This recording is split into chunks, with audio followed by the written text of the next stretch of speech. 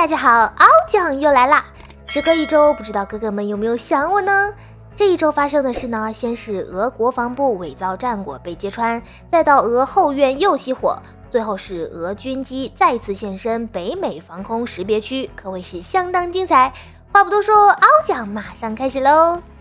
前不久，乌军部队在哈尔科夫地区发起反攻，但俄军迅速撤退时，俄国防部却发布了一个好消息。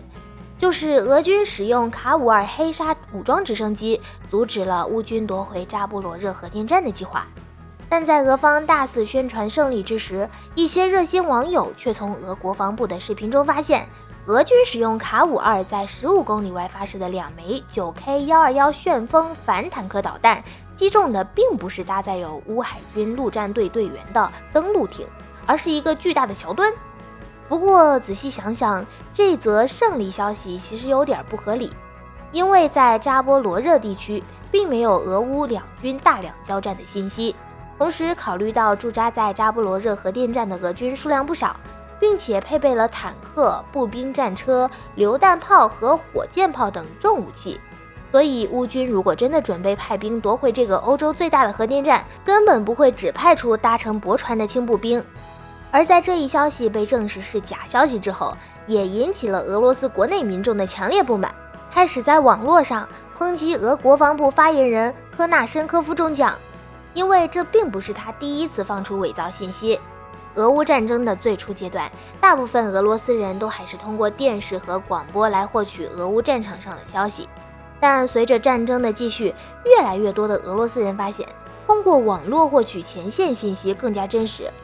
此外，在俄乌战争开始后，曾有大批俄军官被撤职，而作为俄国防部发言人，科纳申科夫却早早的由少将升为中将。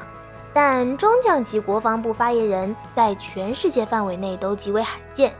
因此有不少的民众对科纳申科夫中将的工作并不是非常认可。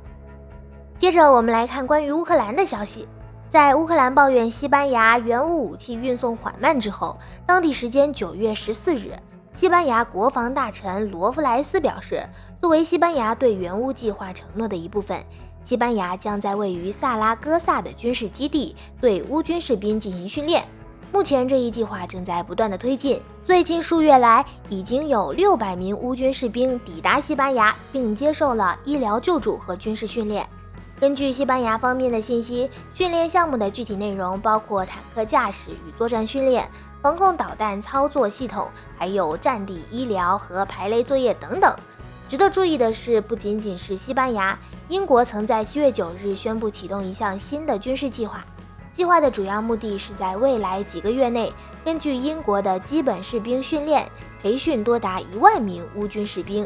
训练课程涵盖武器使用、战场急救、野战巡逻战术和武装冲突法等等，从而保证他们在前线战斗中能够更加有效的作战。在俄乌双方不断交战的过程中，俄罗斯的后院又起火了。当地时间9月13日凌晨，亚美尼亚与阿塞拜疆再度在边境交火。根据阿塞拜疆的媒体报道，双方交火的过程中，他们曾与亚美尼亚达成停火协议，但这份停火协议仅在达成后几分钟内就被打破。好在经过数分钟的交互后，双方再次恢复停火。截至9月13日，双方交火已造成近100名士兵丧生。实际上，自苏联解体后，同为苏联国家的阿塞拜疆和亚美尼亚都因为纳卡地区的归属，曾发生过多次交火。纳卡地区位于阿塞拜疆西南部，距离亚美尼亚大约只有50公里。苏联时期，纳卡是阿塞拜疆的自治州，但当地的居民大部分却是亚美尼亚人。而苏联解体后，纳卡宣布独立成共和国，最终引发成阿塞拜疆和亚美尼亚的战争，当时共造成3万人死亡。虽然两国在1994年达成停火协议，但纳卡地区的小规模战争却并没有停止。2016年，阿亚两国在纳卡爆发4月战争，造成至少200人死亡。两国最近一次在纳卡地区的大规模冲突是在2020年9月，交火持续了2周，同样造成了不小的伤亡，约有6600人丧生。也正是这一次的冲突后，纳卡地区的局势发生了重大变化。阿塞拜疆夺回了对纳卡3个地区的控制，以及纳卡周边的7个地区，而亚美尼亚则丢掉了纳卡的关键战略地区。最终在俄罗斯的协调下，两国达成停火。不过这份停火协议还是没有解决纳卡地区的问题，所以这一次的停火或许和之前的一样，只是暂时的。那么如果两国爆发大规模战争，谁更有优势呢？从目前已知的信息来看，应该是一半一半，因为亚美尼亚和阿塞拜疆之间的整体实力相差并不大。虽然阿塞拜疆无论是在土地、人口、武器装备方面都占优势，但他们并没有将这种体量优势转化成两国之间的军事差距。而亚美尼亚呢，全民皆兵，同时呀，他们也自愿上战场，因此作战十分勇猛，可以说是为了胜利不惜代价。再加上居住在世界各地的亚美尼亚人也为了亚美尼亚军队踊跃捐款，来自世界各地的捐费都支持着他们作战。如果双方真的爆发大战，最终也会是平手，所以还是希望他们能够早日解决纳卡地区的问题，避免以后的摩擦。接着我们来看欧洲板块，当地时间9月16日，波兰与韩国签署了一份军购协议。协议中，波兰大约花费了26.8亿美元，折合约3.4万亿韩元，购买了48架韩国 FA-50 战机，预计首批12架将于2023年下半年交付，第二批将在2025至2028年间交付。交付完成之后，波兰的 MiG-29和苏22将被全面淘汰。除了战机之外，双方的协议内容还包括培训、物流运输和相关服务技术的转让。此外，在8月26日，韩波两国还曾签署过另一笔军购合同。波兰花费了57.6亿美元，向韩国买了一批 K2 黑豹主战坦克和 K9 自行火炮。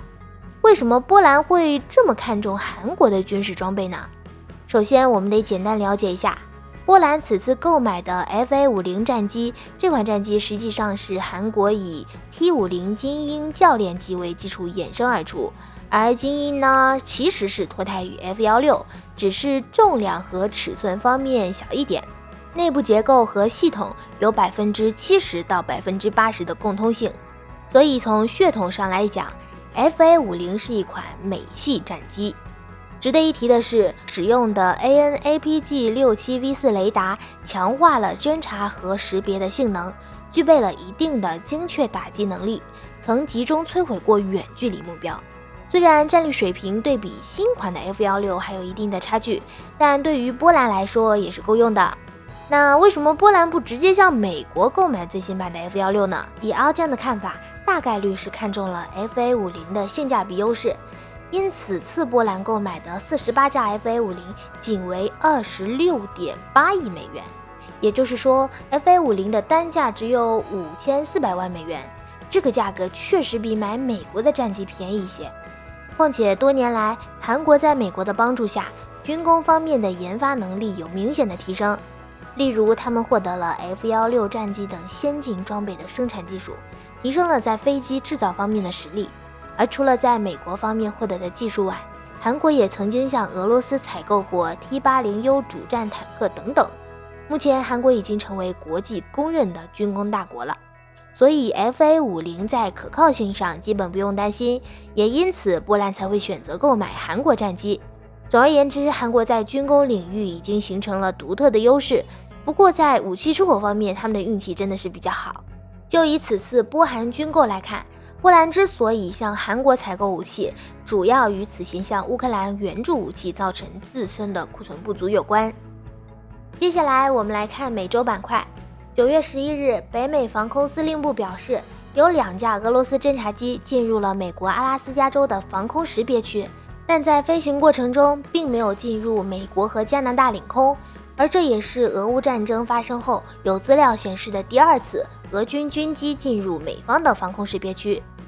有朋友可能不明白防空识别区这个概念啊，这里奥酱简单介绍一下哦。这个防空识别区其实是国家为了防范可能面临的空中威胁，在领空外划设的特定空域范围，用于及时发现、监视、管制和处置进入该空域的飞机，从而给外来入侵留出预警时间，保卫国家领空安全。而这个概念呢，也是美国最先提出并划设。上世纪的50年代，美苏冷战开始，由于苏联的核轰炸机威胁不断增大，为了加强空情预警，赢得反应时间，美国和加拿大在两国边境周边区域向外延伸设置了5块分区，组成了北美防空识别区。在这个区域里，美国将对飞向北美大陆的飞机进行预先识别、定位和控制。此后，美国的空识区规则被全球多国效仿。